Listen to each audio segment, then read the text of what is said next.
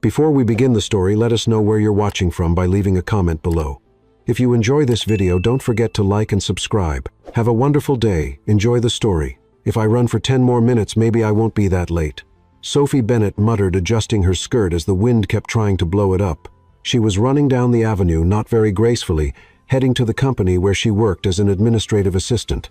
No car, no bike, and the bus. Well, the bus had passed 30 seconds before she turned the corner. To make things worse, today was the big day. The new CEO would be introduced. Rumor had it, he was young, rich, and mysterious. He had taken over after a surprise merger. No one knew what he looked like, just that he came from a wealthy family and studied at Harvard. Just a few steps from the crosswalk, while mentally repeating, "Don't trip, don't trip," she heard a noise from the side and a whoosh of wind. She looked over, and then everything happened at once. A bicycle came out of nowhere. The cyclist Ethan looked like he stepped straight out of a magazine, dark blue suit, headphones in his ears. The contrast was almost funny, tall, classy, with the kind of casual look you'd see in a cologne ad. He must have been in a hurry too, because he was flying past. "Watch out!" Sophie tried to shout, but it was too late. The bike got way too close. One of the pedals snagged the edge of her skirt, yanking the fabric hard. She felt the sudden breeze on her legs and the unmistakable sound of ripping. "What are you, crazy, you pervert?" Sophie shouted, using her bag to cover herself as she ran toward him, her face completely red. Ethan hit the brakes, turned around, and saw her skirt caught on the bike chain like a white flag. He stared at the girl in her button-up shirt, bare legs, eyes wide open in shock. "I'm so sorry. I swear it was an accident," he said, dropping the bike and running toward her holding the skirt. "Are you nuts? Some kind of two-wheeled creep? What, no, you're the one who stepped into my way? I was walking on the sidewalk, and I was dodging a killer poodle. You ripped off my skirt, blame the skirt. Why wear something so snag-prone? Snag-prone. Are you just making up words now? It's an offensively aerodynamic skirt." Now they were face to face. She stood there in just a long shirt, trying to keep what little dignity she had left. He stood there holding the skirt like a surrender flag. "Give me that."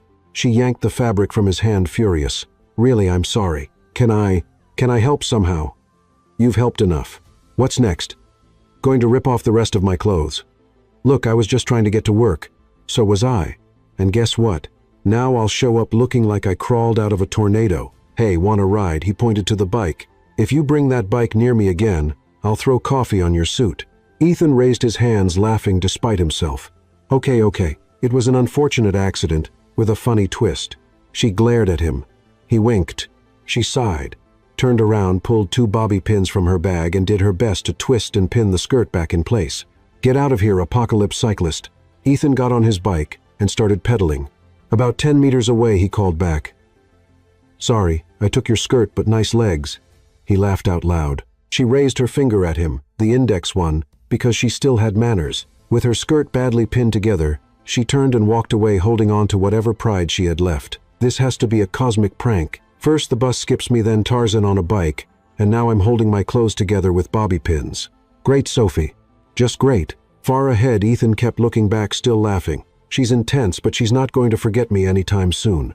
The company auditorium was packed, screens on projectors, ready little coffees being served on plastic trays, pretending to be fancy. Everyone whispered, wondering who the new CEO was. "They say he's young," one receptionist whispered, "and super rich, like private jet, and an elevator in the bedroom rich," another added. "But no one's seen a photo, not even on LinkedIn.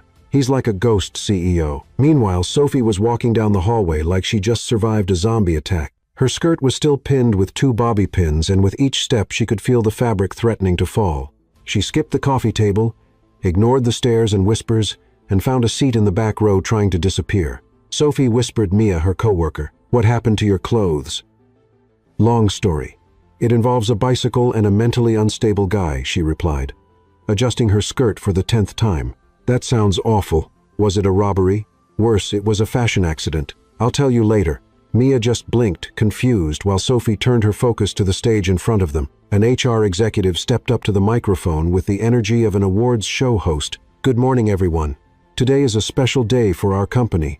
As you know, our new CEO is here. He's taking over starting today, and I can assure you he's a true changemaker." Sophie rolled her eyes. "Here come the arrogant guys in suits." The presenter went on. "Ladies and gentlemen, please welcome Ethan Hayes." Sophie's heart stopped, literally a second of complete silence. Her feet froze, eyes wide. "No, No. No. Slowly she stood up a bit to get a better look. And there he was, the creepy cyclist, the skirt yanker, the man who ruined her dignity that morning, walking calmly up to the stage, smiling in a perfect suit. Same face, same carefully messy hair. He held the microphone like he was born to do it. Sophie took a step back, stumbled on her heel, and shouted without thinking, "You." Ethan turned and their eyes met. His smile widened a little. She was speechless. Mia grabbed her arm. "What was that? Do you know him? He pulled off my skirt." Total silence. Someone coughed up front. Ethan coughed too, like he was trying to play it off. Well, I guess that was quite the unique introduction," he said, looking at Sophie for a moment before turning back to the audience. "As some of you might know, or may have just found out, it's been an interesting morning. But I want to say I'm excited about this new challenge, and especially about the chance to work with such an expressive team." The room let out a polite laugh. Sophie slowly sat down, wishing she could melt into the carpet. For the next few minutes, she couldn't even hear what he was saying. All she saw was the scene from earlier playing in her head, the skirt flying the bike, screeching him, holding the fabric and saying, "Your legs are beautiful." And now he was her boss. Of course, obviously the universe hated her. When the speech ended, Ethan came down from the stage, calmly greeted the directors, and walked down the center aisle like a celebrity on the red carpet. Sophie tried to hide behind an intern's head, but it was too late. He passed by, tilted his face slightly, and whispered, "Careful not to lose your skirt." She clenched her teeth. "You're going to pay for this cyclist turned CEO." "I'm looking forward to it," he said with a half smile as he walked on. Mia looked at her wide-eyed. "What was that, Sophie?" "What do you mean?" "He pulled off your skirt." "Literally pulled it off. It was like a wild fashion show gone wrong.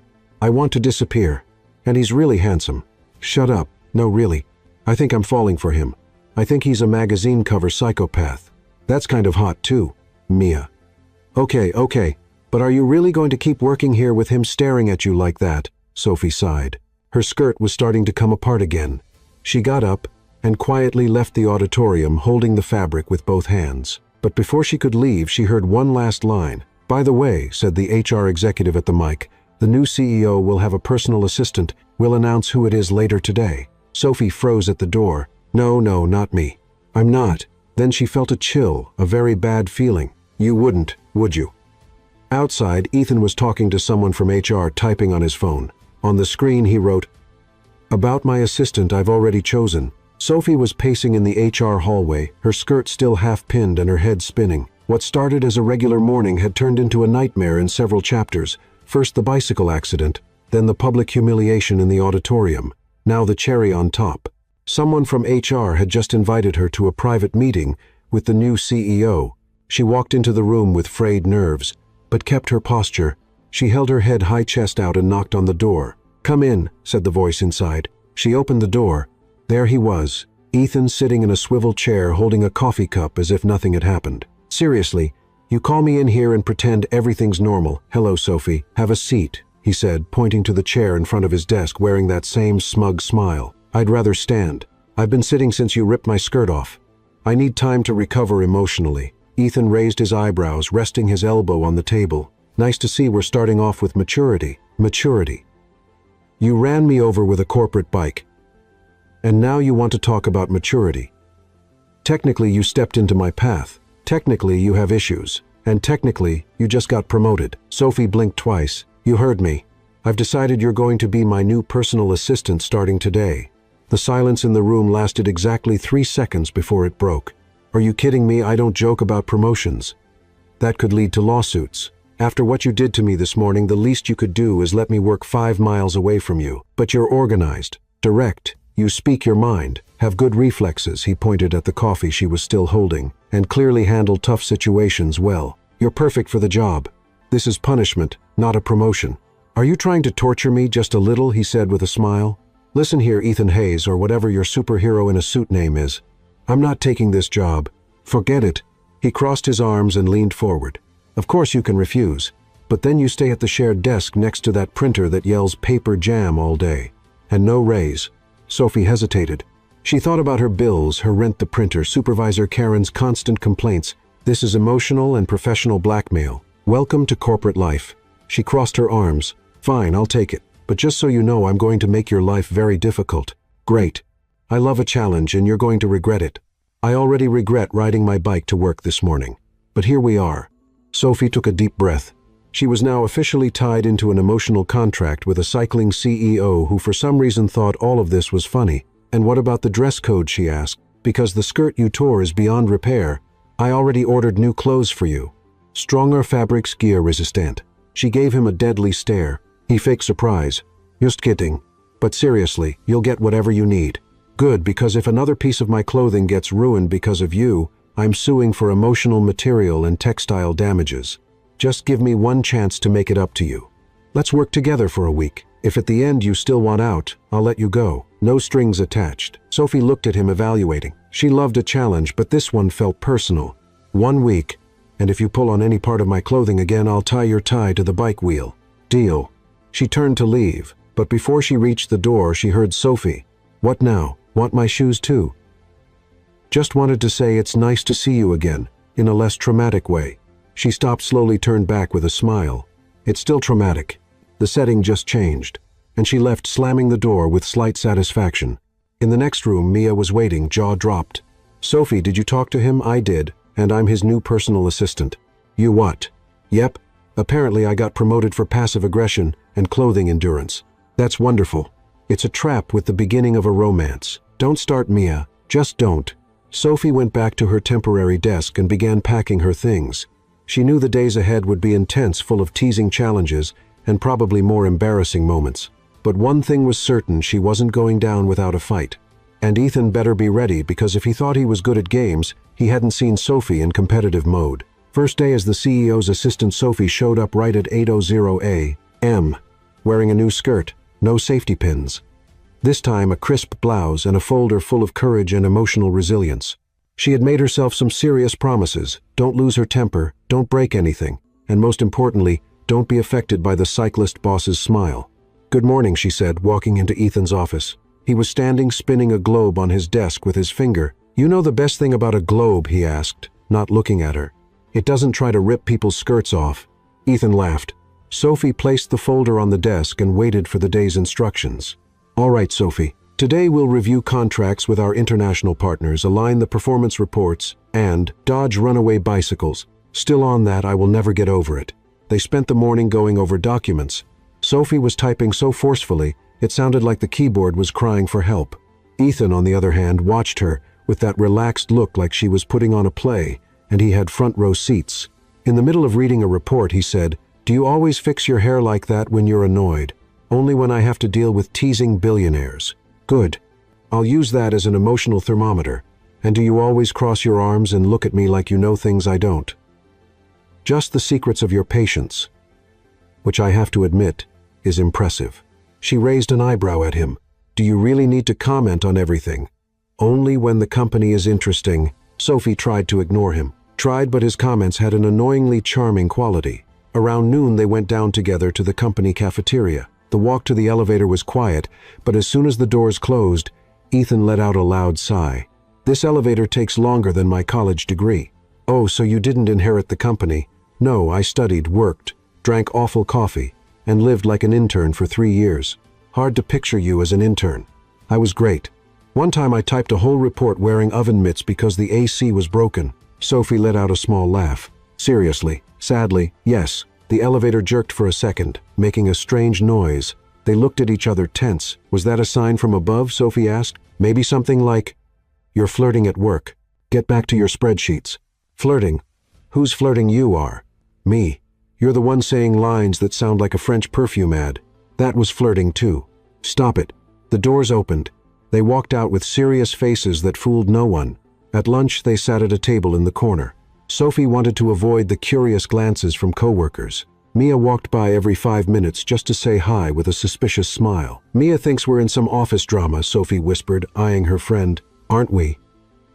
If we are, it's a badly written episode. Ethan bit into a sandwich. I like badly written episodes. They always have surprises. Later, back in the office, they were discussing a contract clause. This is badly worded, Sophie said, pointing with her pen. Payment with retroactive date until the last 10th of the month. It's standard legal language. It sounds robotic. Can I rewrite it? Go ahead. But if I get a letter from legal using slang like super cool, I'll blame you. Sophie wrote payment will be made by the last day of the month based on the agreed amounts. Clear. Elegant. No slang. Ethan read it and nodded. Impressive. I know. I can also make coffee with one hand and print labels with the other. I don't doubt it. And you, me, what besides riding bikes and removing women's clothes in public? Do you have any useful skills? Ethan laughed, the kind of relaxed laugh that made Sophie secretly more irritated. I cook. Not well, but I do. And I can tie a necktie with my eyes closed. Congrats. That'll save you in a necktie uprising. And you, I can guess someone's coffee order just by looking at their face. Try me. She looked at him for 3 seconds. Oat milk latte with a pinch of cinnamon. Because you pretend to be more complicated than you are. Ethan blinked slowly. Was I right? Unnervingly. Yes, I'm good at this game. You're good at more things than you let on. She didn't respond. She looked at the clock. I have to drop off some reports at HR. Want me to go with you? No, it'll look like we're flirting again. And the elevator might want revenge. She walked off firmly. Ethan watched her disappear down the hallway. And for the first time that day he had nothing to say. He just stood there staring at the door with a slight smile. Later in the afternoon, Sophie went back to her old desk to grab a mug she'd forgotten. Mia was already there, obviously waiting. So what?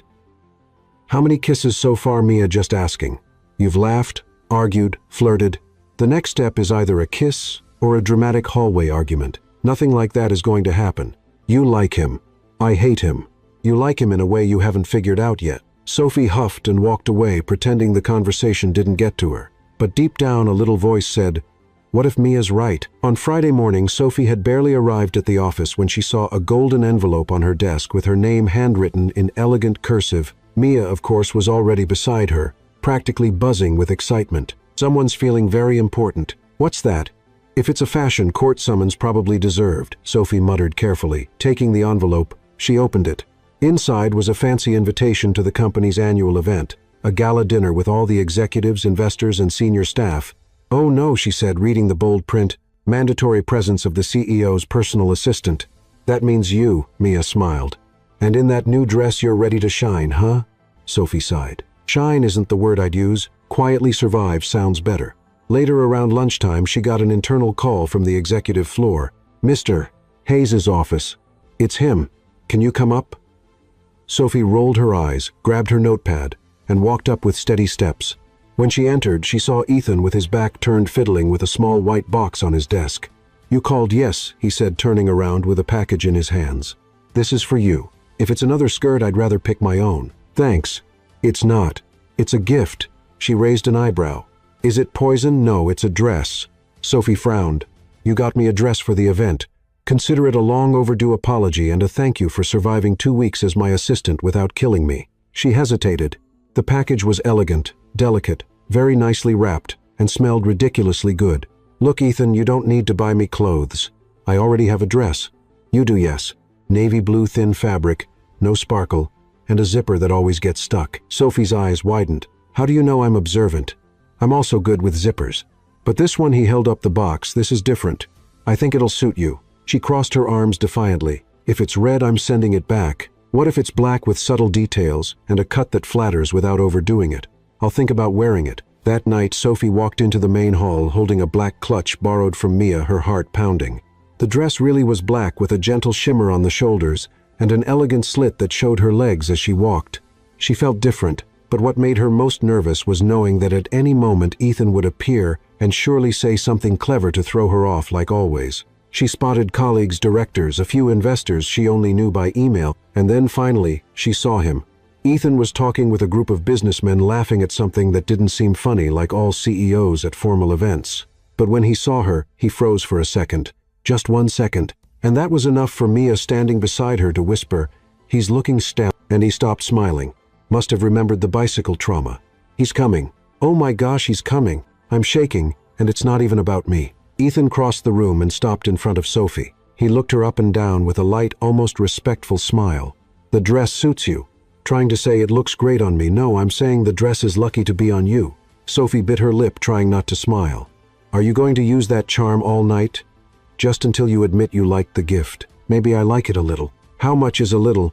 About 10%. That's progress. We'll be at 50 soon. If we get to 50, you're leaving here on a bicycle. Will you ride with me? Only if you don't try to take anything off along the way."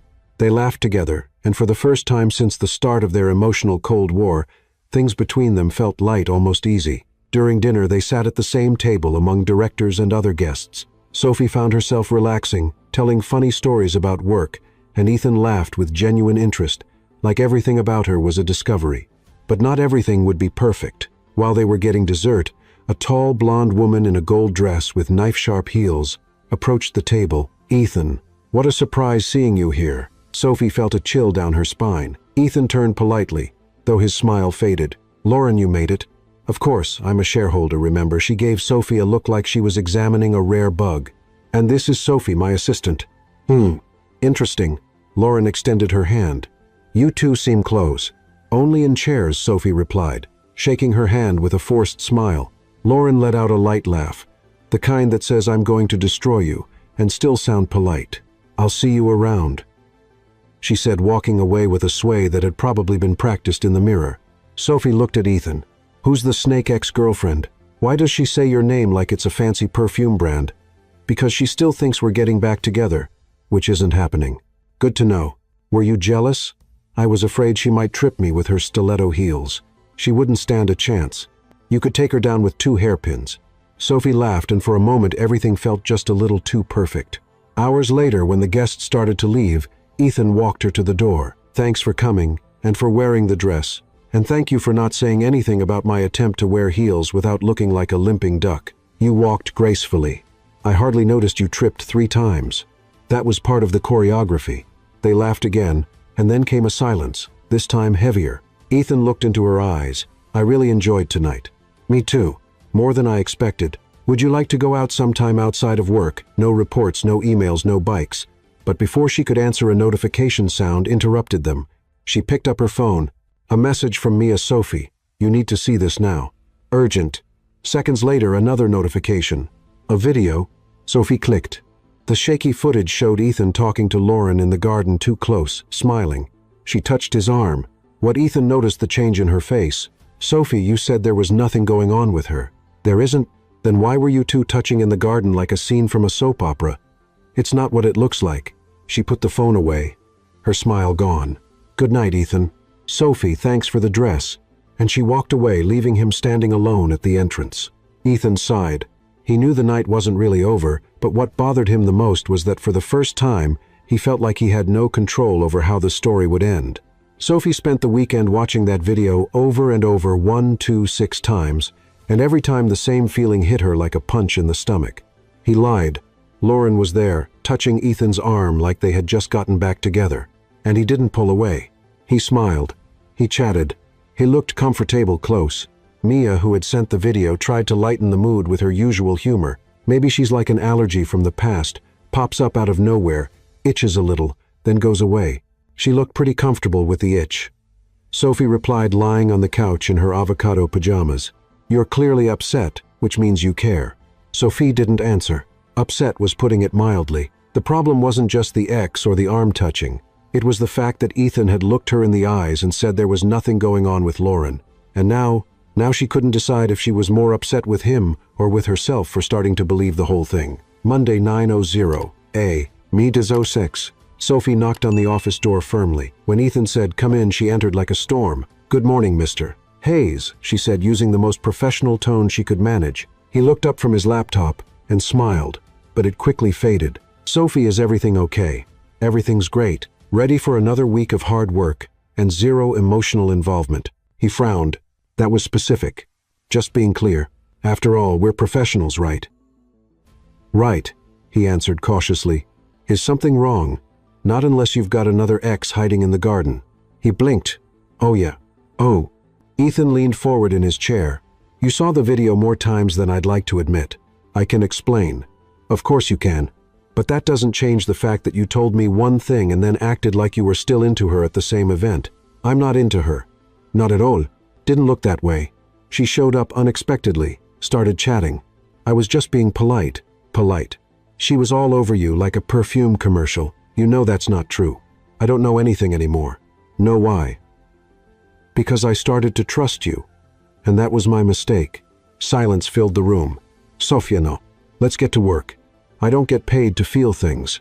I get paid to manage your schedule, remind you of meetings, and resist the urge to hit you with a pencil holder." Ethan leaned back in his chair, saying nothing. For the first time, he looked lost. The following days were a parade of passive-aggressive silence. Sophie carried out all her tasks with surgical precision.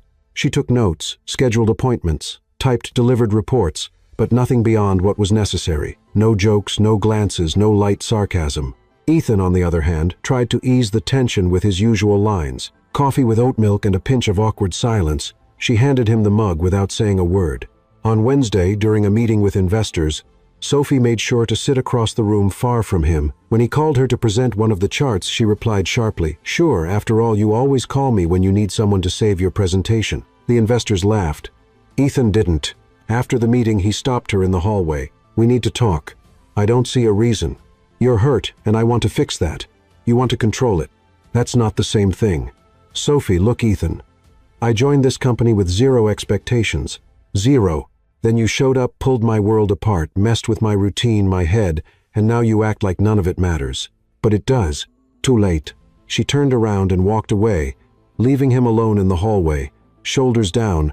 On Friday, Lauren showed up again.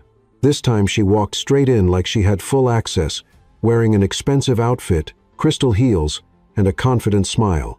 Sophie saw her heading toward reception and quickly slipped into the break room. Mia came in 2 minutes later, out of breath. "The Viper's back. She's on Ethan's floor. Does he know she's here? I think so." She walked in like she owns the place. Sophie bit her lip. She thought about going up, thought about ignoring it, thought about quitting and running off to Hawaii. But she stayed. An hour later, Ethan came downstairs. He looked for Sophie and found her by the printer waiting for a report. "We need to talk now." She didn't even look at him. "We already did. Remember, you explained I lost it. That's it." Lauren came to say goodbye. "Wow. To you or to my patients. She's leaving the country. She's taking care of her family's business overseas. This has nothing to do with you." "Then why are you telling me?" "Because I wanted you to know, to see that there's no us anymore." "And you want applause?" "No. I want a chance to fix what I broke." "You didn't just break that, Ethan. You broke the way I used to see you." "Then look at me again." She looked at him for a moment, but before she could say anything, her phone rang. It was HR. "I have to take this." She turned and left him standing there once again. That night, Sophie sat on her couch with a tub of ice cream and her phone in hand. She thought about everything: the bicycle, the skirt, the golden invitation, the black dress, the way Ethan looked at her when she truly laughed. And for the first time in days, she cried, not a dramatic soap opera cry, but a quiet, held-back cry, like someone who realizes they're in too deep to go back but still afraid to move forward. Monday, 8:45 a.m. Sophie arrived early. The skirt was new, the blouse too, hair tied up in a quick bun, and her heart a mess disguised as responsibility. Ethan wasn't in yet. She used the quiet to organize her desk, review the schedule, and make his coffee. When he walked in, they looked at each other for a second.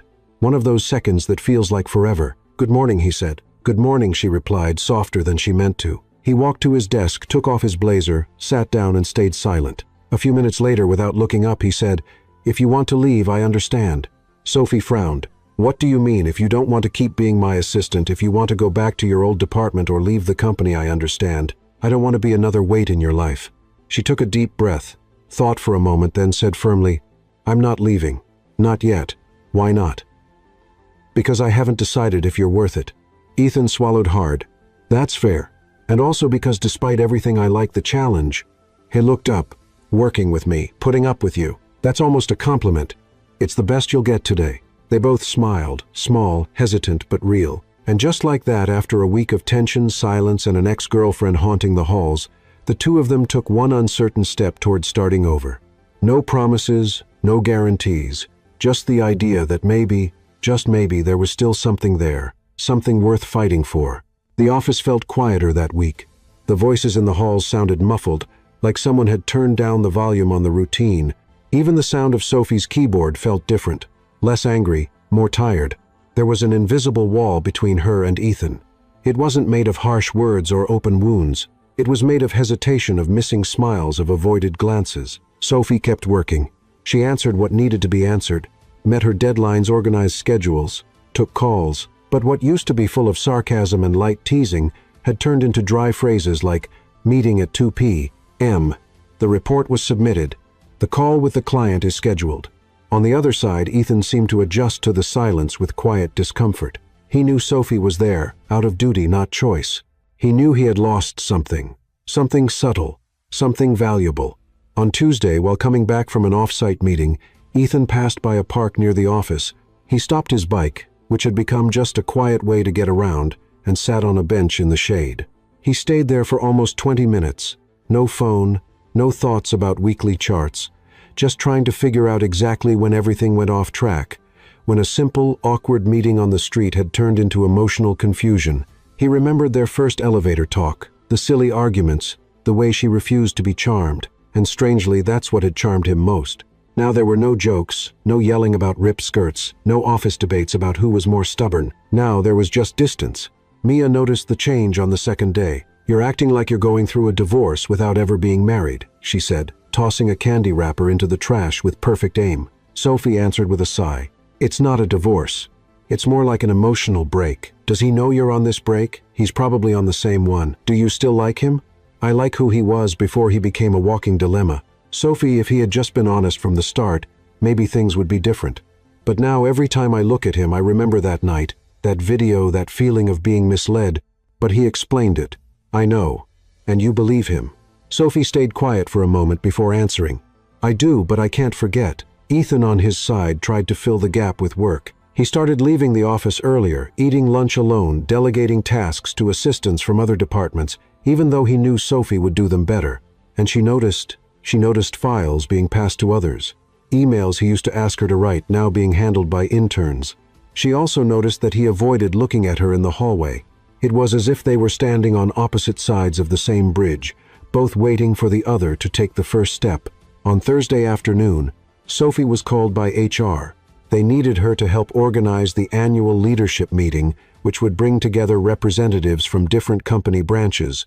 It was a big event, and she'd have to work with another executive coordinator. She accepted right away. Anything that kept her busy and away from the daily tension with Ethan was welcome. During the planning meetings, she met Liam Carter, a manager from one of the East Coast branches. Tall, cheerful, a bit clumsy, but with a light energy that contrasted with the office's gray atmosphere. "So you're the famous Sophie Bennett," he said, shaking her hand with a genuine smile. "Famous? I've heard stories like, she runs 3 meetings at once and still keeps the corporate world from falling apart." Sophie smiled. "Oh, that, yes, I can confirm. That's my superpower." With Liam, the heaviness in her chest felt lighter. The conversations were easy. No hidden messages, no history. And little by little she found herself laughing again, not in the same way she laughed with Ethan, but in a new way, lighter, safer. On Friday, after another planning meeting, Liam invited her for coffee. "Just to thank you for saving my reputation in front of the marketing coordinators," he said, putting his hands in his pockets with a childlike smile. Sophie accepted. The coffee was pleasant. She shared funny stories from her early days at the company, and he talked about his work trips gone wrong, including one where he forgot his suitcase at the hotel and only realized it at the airport. They laughed a lot, and at one point Liam looked at her with a little more attention. "You have a beautiful laugh, you know," that Sophie looked away. "You're also good at making compliments sound like jokes. And you're very good at changing the subject." She smiled, and for a brief moment, she felt that maybe, just maybe, she was starting to open up to something new. That same day, Ethan walked into the meeting room and through the inner window saw Sophie sitting in the company's cafe. She was with Liam, laughing, head-tilted, eyes glowing, and Ethan felt something he couldn't quite explain. It wasn't jealousy. It was an odd discomfort, a restlessness like reloading a movie he had started to enjoy, but now someone else had taken his seat. He closed the blinds, went back to his office, and for the first time in weeks, he sat down, unable to focus on work. "Do you think he saw us?" Sophie asked Mia the next day. "Oh, for sure. You think he doesn't watch you, he pretends not to, but he tracks your every move like a motion detector. He doesn't have that right anymore. And Liam, he's nice. Nice like could be my cousin. Nice or nice like maybe I should give him a shot. Nice. I'm not sure yet." Mia touched her arm. "Just don't shut the door. Just because one window didn't work out okay," Sophie laughed. "Putik. I learned it from fortune cookies."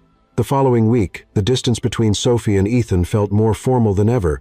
Their interactions were minimal, professional, calculated. During a strategic planning meeting, he asked her a question, and she answered accurately but without looking at him. Liam, also in the room, took note of everything. He didn't say anything, but later in the hallway, he casually said, "You seem a little tense around your boss." "Oh, that corporate stuff." "Got it. If you ever want to talk, I'm good at listening without interrupting. It's my hidden talent." Sophie smiled, and this time she accepted his dinner invitation. That evening they went to a restaurant with live music. They talked, laughed, and Liam drove her home. At the door, he leaned in slightly. Sophie hesitated, but then touched her cheek to his for a kiss. "Thanks for tonight," she said. Anytime he replied, smiling before walking away. She walked in, closed the door, and saw her reflection in the living room mirror. For a moment, she tried to imagine what it would have been like if Ethan had been the one there. But the image didn't fit, like trying to place a piece from the wrong puzzle. She sighed, picked up her phone, and saw an unread message from Ethan. "Great job, coordinating the event. I saw the photos. You looked great." Sophie stared at the screen for a few seconds before replying, "Thanks. I hope the project met your expectations." Cold professional. Ethan read it and didn't reply. The event the next week was a success. Everything went as planned. At the end, Sophie and Liam were congratulated by upper management. They got bonuses and public praise. Ethan watched from a distance. He clapped, he smiled, but didn't come closer. Sophie noticed and didn't go to him either. They were once again on opposite sides of the bridge, this time farther apart than ever. And yet something between them hadn't fully broken. It was like an invisible thread, stretched tense, almost snapped, but still there, present waiting. The last thing Sophie expected to find on her desk that morning was a handwritten envelope. The handwriting was familiar, straight, neat, no frills, like someone who prefers saying things with as few words as possible. She hesitated before opening it. The office was still empty. Ethan hadn't arrived yet. Mia walked by behind her holding a cup of chamomile tea and giving her a curious look. Secret message, invitation to Hogwarts. No looks more like a letter. A letter in 2025. That's someone trying to apologize with emotional impact. Sophie didn't answer. She opened it. "Sophie, I thought about sending this by email, more practical, less risky. But I realized part of the problem between us started when I kept choosing the easy way. So for the first time in a long while, I'm doing it the hard way. You may not know this, but I noticed you from day one, even before the skirt and the bike. Yes, I had already seen you at reception a few days earlier. That day was just chaotic.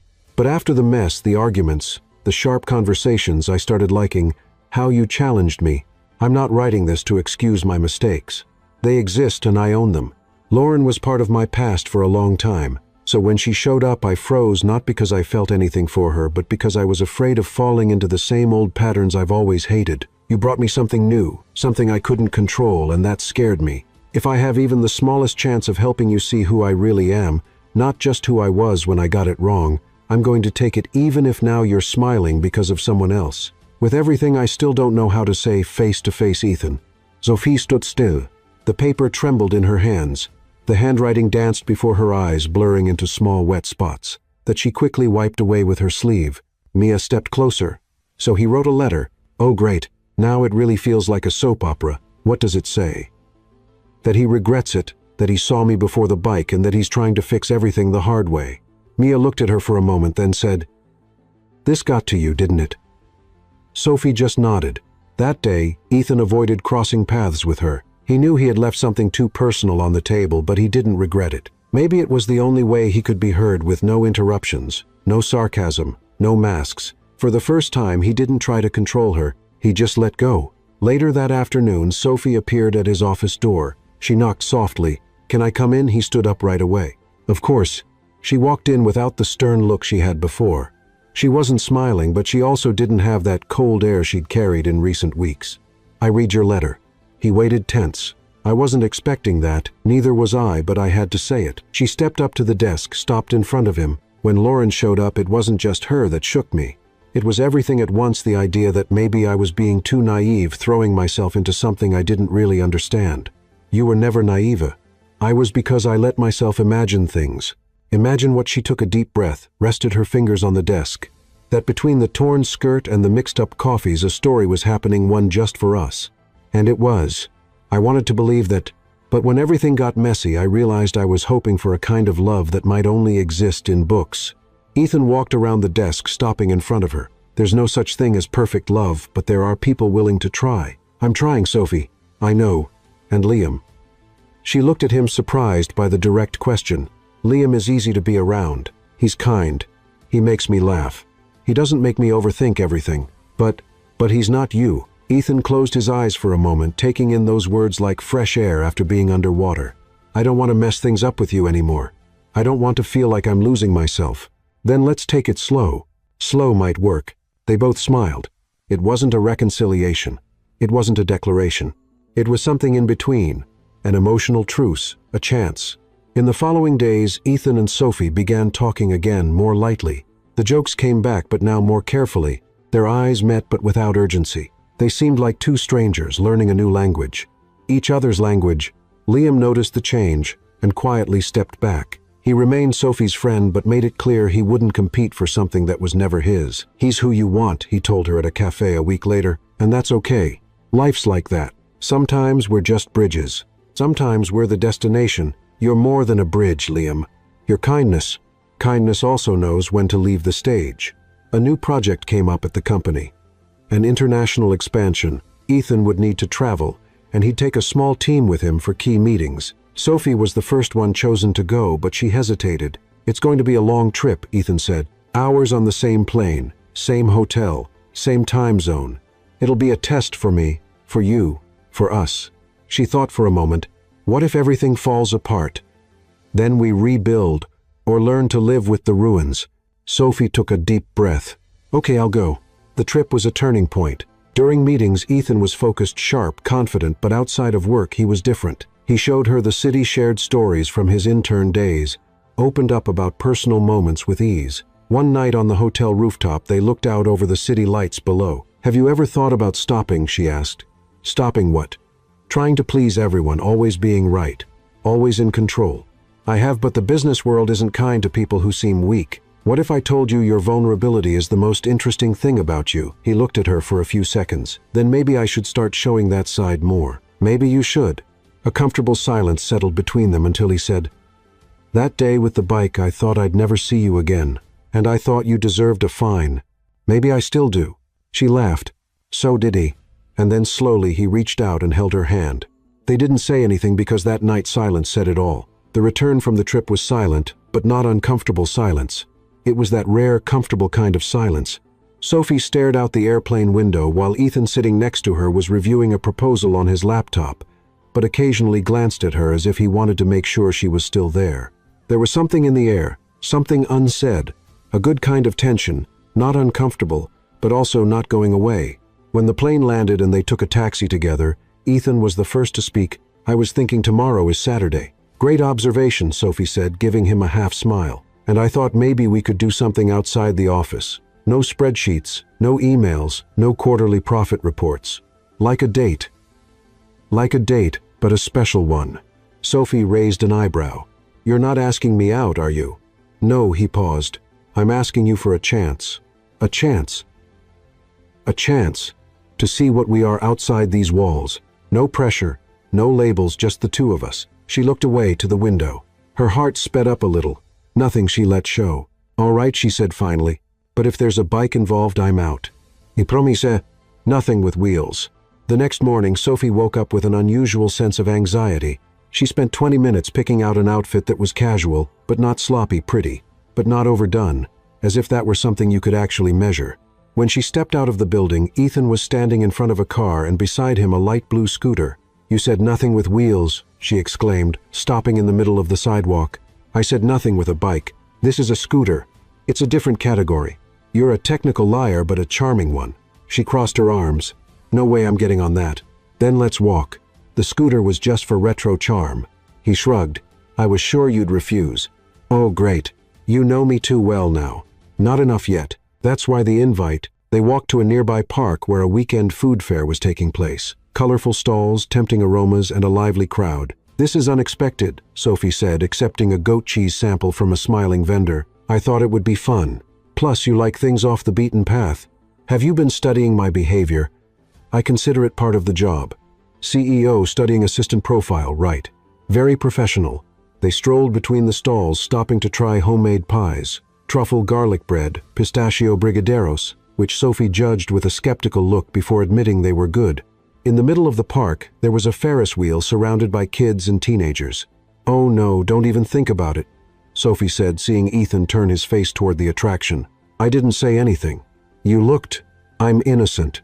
You're never innocent. But minutes later they were sitting together in cabin number 12, slowly rising as the city stretched out in the background. Do you remember our first day? He asked. The day you ripped my skirt, the same one, he laughed. I thought in that moment, you'd hate me for the rest of your life. I thought that too. And now she looked at him. For a moment, there was no cabin, no park, no fair, just them suspended in time. Now I don't know what we are, but I don't hate you anymore. If that helps, that's already a big win. He took her hand, not like he wanted to claim it, but like he was asking for permission. And she didn't pull away. The Ferris wheel ride ended, but the ease between them stayed. After the park, they continued walking through an old neighborhood in the city. They entered a small bookstore with the smell of aging pages. Sophie pulled books off the shelves at random, laughing at the titles while Ethan followed, watching her more than the covers. If you were a book, what genre would you be? He asked, leaning against a shelf. Romantic comedy with existential drama and a pinch of irony, she answered without hesitation. Sounds fair. And you? A complex instruction manual that no one reads until something goes wrong. She laughed out loud. And at that moment, Ethan knew this was it, right here, right now. Sophie, can I ask you a more serious question? You're not going to propose to me, are you? Not yet. She fell silent, half joking, half suspicious, then asked, would you give me a real chance? Sophie looked at him. For a few seconds, she seemed to search for an answer inside herself, like someone sifting through a messy drawer looking for something important. But before she could respond, the ground seemed to move literally. A loud crash echoed. A delivery truck parked wrong on the corner, jerked as it tried to pull away, and when it hit the curb, it startled a group of cyclists. One of them lost control, and as if scripted by a sarcastic universe, flew straight into the bookstore window. Glass shattered. People screamed. The cyclist fell on a pile of decorative cushions and walked away unscathed. But Sophie, surprised, stumbling backward, landed, sitting tearing the hem of her new skirt on an exposed screw from a shelf. Ethan rushed to her. Are you okay? She looked at her skirt. Are you kidding me? You didn't get hurt? Just my pride and my skirt again. Ethan tried not to laugh really hard. If you laugh, I swear I won't, he said, trying to hold back a chuckle. I swear. But then Sophie started laughing too. It was that kind of desperate comic laughter, the kind that only comes when the universe insists too much on a repeated joke. I'm a joke, Ethan. A walking joke. You're the best thing that's ever happened to me. She stopped. The laughter faded slowly. You're saying that while I'm sitting on the floor with a torn skirt surrounded by cushions and broken glass, especially now, he reached out his hand to help her up. That wasn't the date I imagined, he said. It was chaotic like everything with us, but sincere. She nodded. Sincere. Back in the car with her skirt patched up with bookstore tape and a cushion as a bonus on her lap, Sophie looked at him. About your question, Ethan kept his eyes on the road, but his heart raced. I don't have an answer yet, she continued, but I want to keep asking with you. Then there's no problem. We'll build the answer. She smiled a tired but genuine smile. Just no bikes. Promise. But deep down they both knew it wasn't the bikes that were the problem. It was the heart, and that definitely was on the move. Sophie didn't know exactly when doubt started to follow her more intensely than certainty. Maybe it had started in the bookstore among the cushions and broken glass, or the moment Ethan extended his hand with that look of someone who expected nothing anymore, but offered everything. The fact is, in the days that followed, she felt torn. It wasn't like before when anger and hurt dominated everything. Now it was worse because she wasn't angry. She wasn't disappointed. She was involved, scared, hopeful, all at once. The messages between them started again, but at their own pace, neither too intense nor cold conversations about trivial things inside. Jokes, random comments about coworkers, like they were trying to build new ground over the rubble of what had been. At work, they kept it discreet. No more obvious flirting, no loud teasing, but there were glances, small smiles.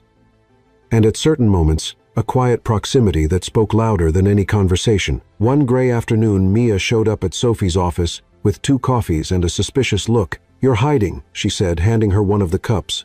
I'm working with an expression like you're about to run off to a deserted island. Sophie sicht. Mia, have you ever felt like you were about to make a decision that would change everything I have? Every time I click buy on an internet sale, I'm being serious. I am too. But yes, I've felt that when I decided to end a 3-year relationship, for example, or when I agreed to move to a new city alone, big decisions are scary. And how do you know if you're making the right choice? You don't know, you feel it. And even then, sometimes it feels wrong.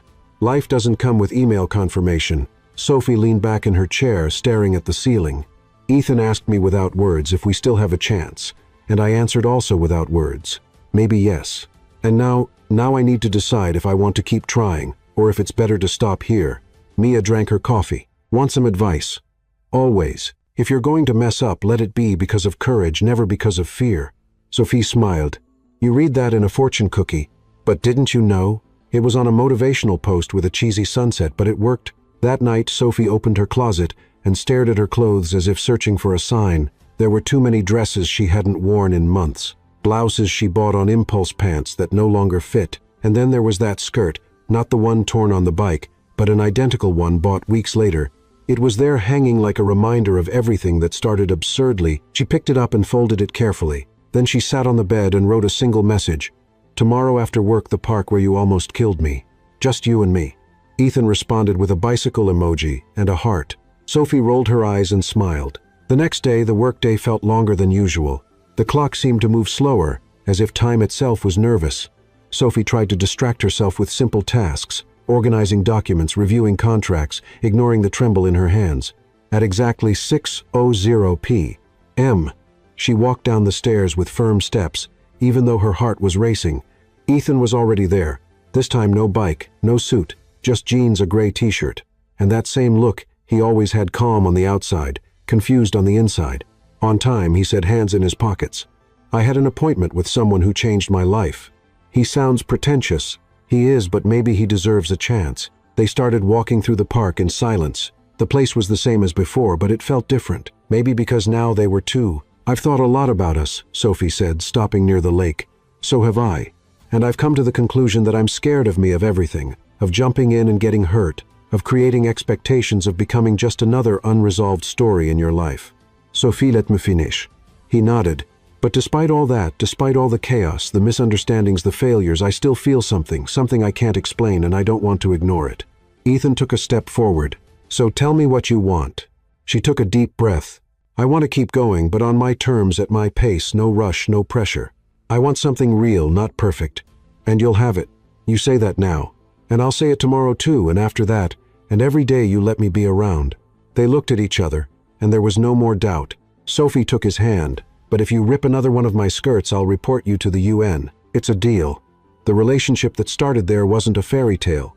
It was human, with mistakes, adjustments, inside jokes, and some slips back into old habits. Ethan learned to listen more, to control less, to be vulnerable. Sophie learned to trust, to forgive, to allow herself. They still had tough days, late emails, cold coffees, long nights, but they also had spontaneous laughs, long hugs, and that good feeling of knowing they were trying together. One day, weeks later, Sophie got a call from HR. A new position was opening up, internal communications coordinator.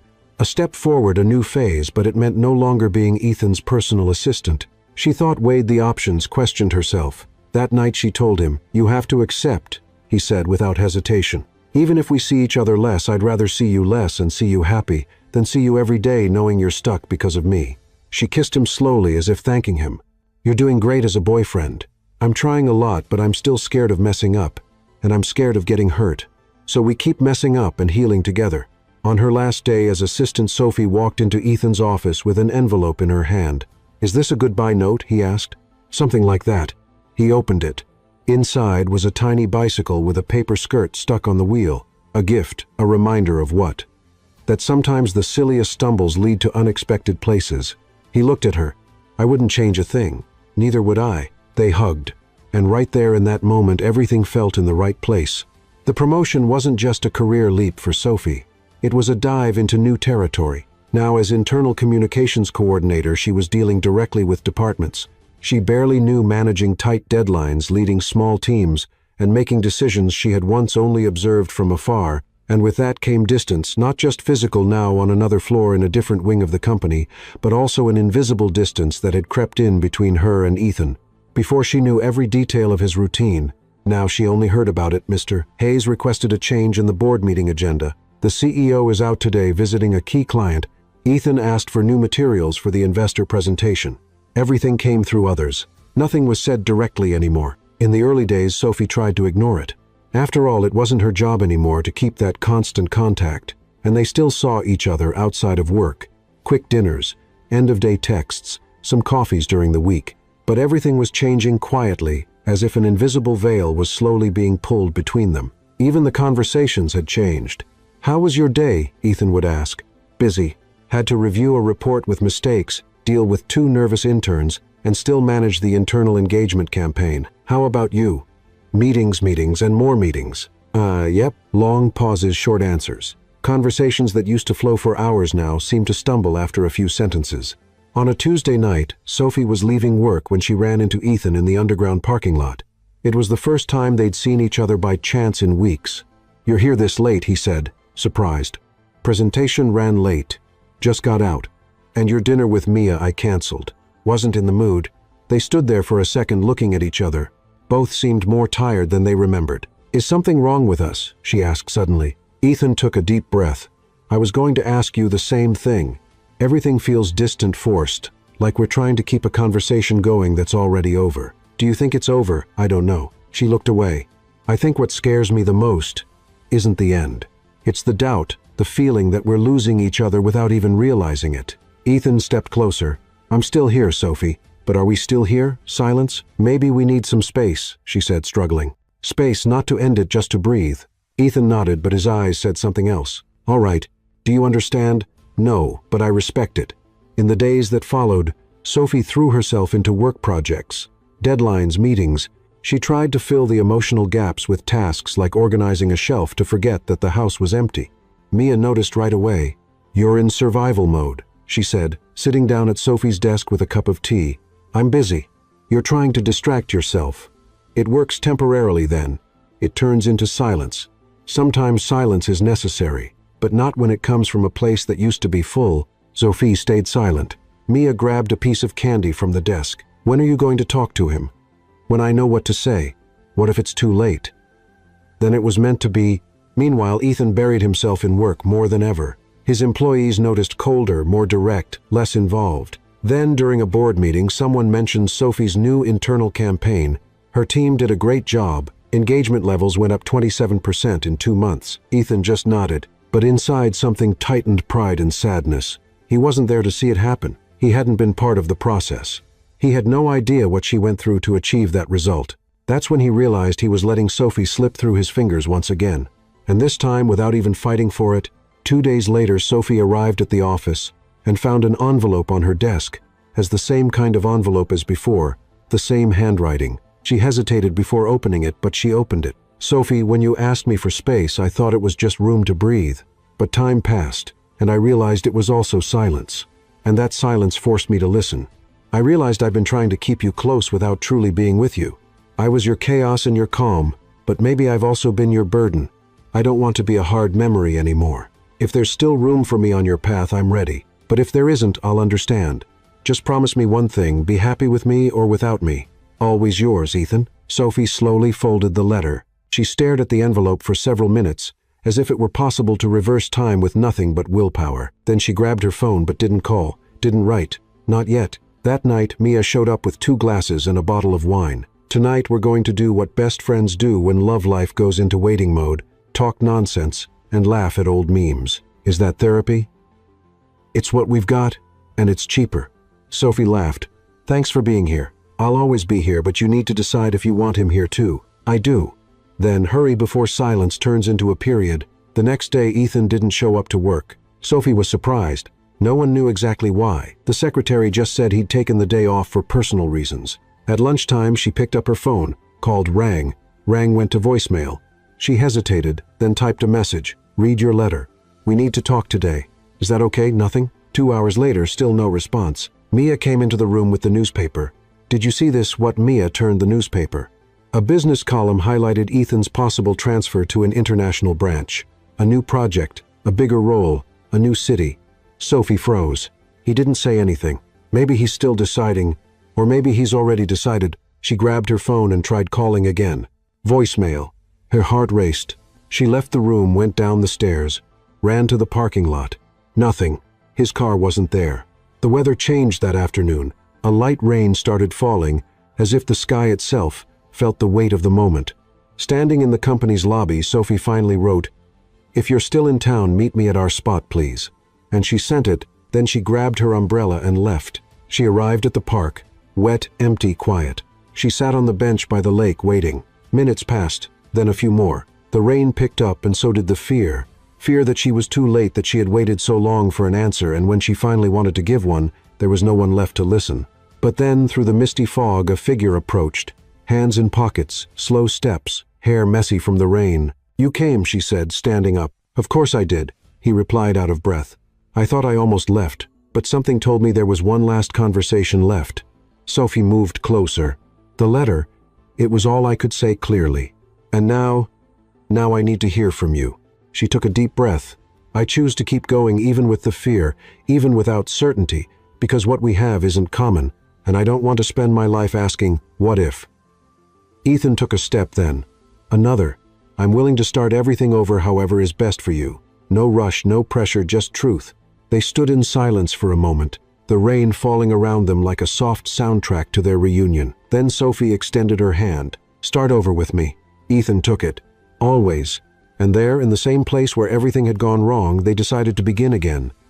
This time the right way. Saying that starting over was easy would be a comfortable lie. Sophie and Ethan both knew that, but surprisingly they found that starting over with lightness could be better than trying to pick up where they left off. Now everything was different. No more tense glances in the office or sharp jokes to hide their feelings. What they had was something more mature, still imperfect, because that was part of them, but honest, natural. She still rolled her eyes at his jokes, and he still forgot his phone charger at important meetings. But they were together for real for the first time without any reservations. One Saturday, Sophie woke up to the smell of pancakes coming from the kitchen. "Are you trying to win me over with food?" she asked, appearing in the doorway with her hair tied up in a messy bun.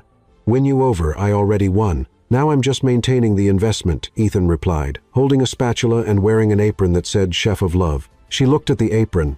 "Does that have glitter on it, culinary glitter?" "Very sophisticated." They sat down to eat. The conversation flowed easily, just like it always did during the good times. "You know what I was thinking," Ethan said.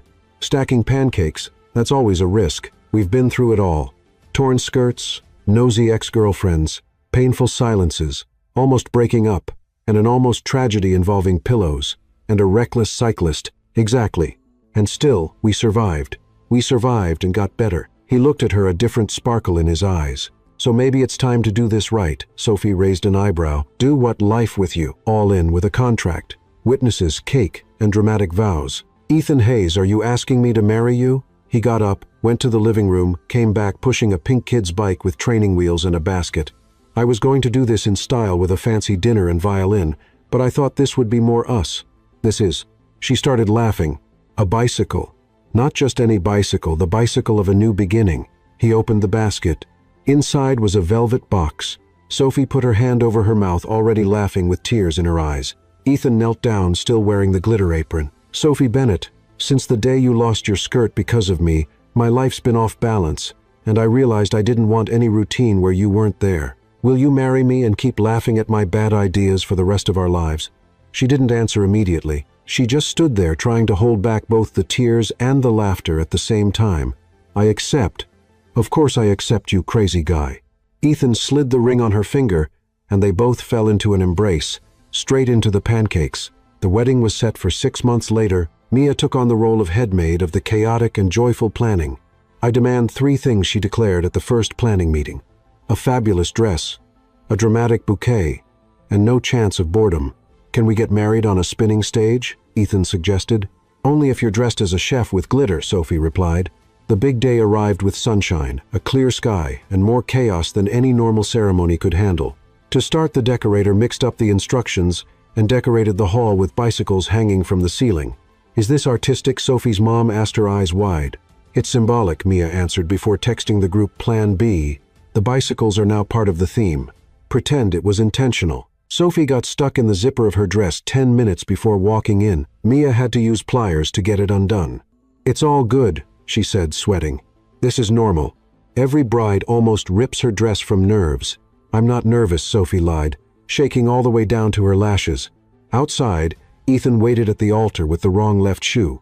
They swapped shoes in the dressing room. He only noticed when he tried to walk straight and waddled like a penguin. But none of that mattered when the music started, and Sophie appeared, no tripping, no torn skirt, no hesitation. Ethan looked at her like time had stopped. Mia, standing nearby, whispered, "He looks like a CEO seeing the emotional profit of his life double." The ceremony was led by a friend of the couple who wasn't a priest or a judge, but gave such an awkward and charismatic speech that half the guests were crying from laughter. "We're here to unite two people who have gone through more accidents, stumbles, and emotional GPS errors than any couple I know, but who decided still to stick together. This, my friends, is what I call success." When it was time for the vows, Sophie took the microphone.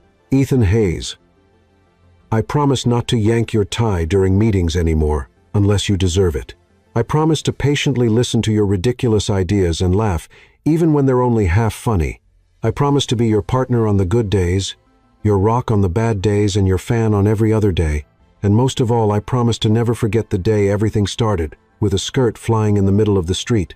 Ethan wiped a tear away and took the microphone. "Sophie Bennett, I promise to never ride a bike toward you again unless it's to run away together from a boring corporate event. I promise to take care of you on your chaotic days, respect you on your tough days, and admire you every other day. And I promise, even after 50 years, to still laugh with you about our first mistakes and thank God every day that they happened." When the I-do's were said, the guests cheered through biodegradable confetti, and Mia almost passed out from emotion. At the party, the first dance wasn't a waltz. It was an impromptu choreography to a pop song from the 2000s, which ended with Ethan nearly falling and Sophie saving the moment with a laugh and a kiss.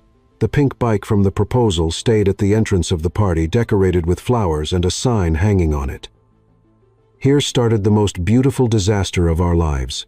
The guests took pictures, made jokes, and everyone left with party favors: mini bicycles with fabric skirts attached to the wheels.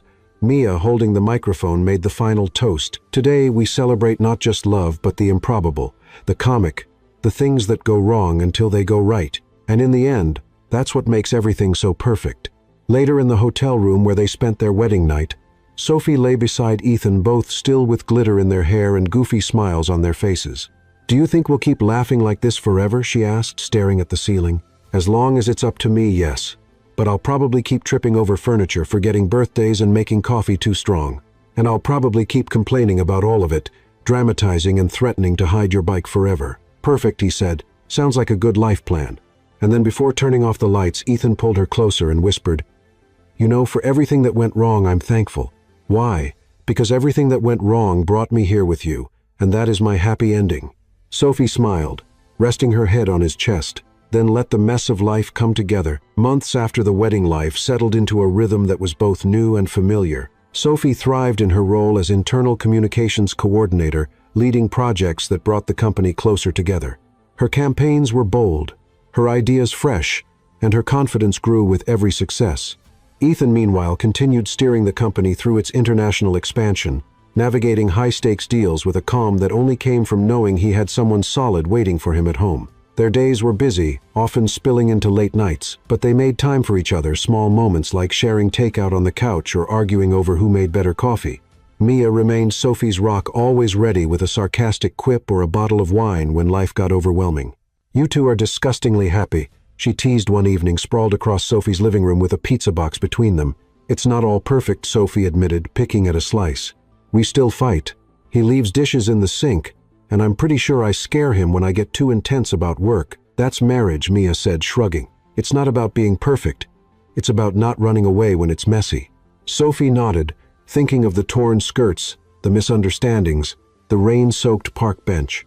They hadn't run away. One quiet Sunday, Sophie and Ethan decided to revisit the park where it all began. They walked hand in hand, the lake sparkling under the afternoon sun. "This place feels different now," Sophie said, stopping at the bench where she'd once waited for him in the rain. "Less like a crime scene," Ethan teased. She elbowed him lightly. "Less like the universe was laughing at me." They sat down, watching joggers and families pass by. Ethan pulled a small paper from his pocket, a crumpled receipt from the bookstore where Sophie's skirt had met its second demise. "Kept this," he said, grinning. "A souvenir of our chaos." Sophie laughed, snatching it from him. "You're ridiculous. And you love it." "Maybe I do." As they sat there, a cyclist zoomed past, too close for comfort. Sophie instinctively grabbed Ethan's arm, then burst out laughing. "Some things never change," she said. Ethan wrapped an arm around her, pulling her close. "Good. I like our brand of chaos. They stayed there until the sun dipped below the horizon, talking about nothing and everything. Future plans, silly dreams, the possibility of a dog. Sophie was pro, Ethan was skeptical. It was ordinary, unremarkable, and yet it felt like the most important moment they'd shared in a while. Back at home, Sophie found the tiny bicycle from their wedding favors tucked in a drawer. She held it up, the paper skirt still stuck to the wheel. "We should frame this," she said, half joking. Ethan looked over from the kitchen where he was attempting to make dinner without burning the apartment down. "Frame it. That's a lawsuit waiting to happen." "It's art," Sophie countered, setting it on the counter. "It's us." He walked over, kissed her forehead, and said, "Then it's perfect." Life wasn't without its challenges. There were days when work pulled them in opposite directions, when miscommunications led to sharp words, when the weight of their past doubts crept back in. But they'd learned to face those moments together, to talk through the noise, to choose each other even when it wasn't easy. Sophie kept her promise to never forget the skirt incident, bringing it up whenever Ethan got too smug. Ethan kept his promise to admire her every day, even when she was in sweatpants yelling at a broken printer. One evening, as they sat on their balcony overlooking the city, Sophie turned to Ethan. "Do you ever think about how we got here?" she asked, sipping her wine. "Every day," he said, his eyes soft. "I think about the bike, the park, the letters, the way you looked at me when you said yes. I think about how I almost lost you, and how I'll never let that happen again." Sophie reached for his hand. "You won't. We're too stubborn for that." They laughed, and in that moment the world felt small, simple theirs. Years later, when they told their story to friends or curious coworkers, it always started with the skirt and the bike. "It was a disaster," Sophie would say, grinning. "But the best kind," Ethan would add, his arm around her. And they'd laugh because that was their truth. A love built on stumbles, patched together with courage, and held tight by the belief that even the messiest beginnings could lead to something beautiful.